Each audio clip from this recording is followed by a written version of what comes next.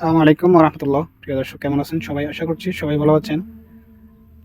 আপনারা দেখতে পাচ্ছেন, এটা হচ্ছে একটা আরবিদের এসবা বলা হয়, এটা উজবু বলে, কেউ কেউ এসবা বলে।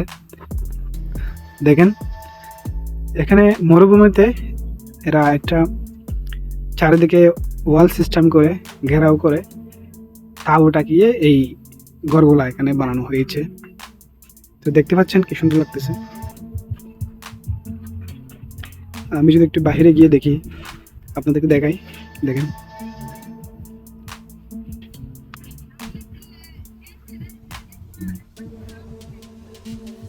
দেখতে পাচ্ছেন এখানে হচ্ছে, এই যে এখানে একজন বাঙালি থাকে, উনি এখানে সাফ সাফাই কাজ করে, এখানে তাকে দেখাশোনা করে। আর এটা হচ্ছে স্টোরুম বানাইছে আর কি। দেখেন,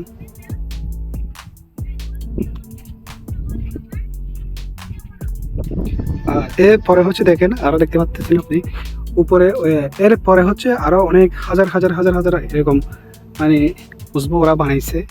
এবং তাঁবুটাকি ওরা এখানে শীতকালে ওরা বেশি আসে, 3-4 মাস পর্যন্ত এখানে আসে রাত্রে, এসে কিছুক্ষণ বসে গপ্প জারি মারে। এরপরে হচ্ছে ওরা বিভিন্ন খাবার দাবার তৈরি করে এখানে, যেমন এই মুরগি, তারপর হচ্ছে ছাগলের গোস্ত, উটের গোস্ত, এগুলা ওরা এনে এখানে কাবাব বানাই খায়।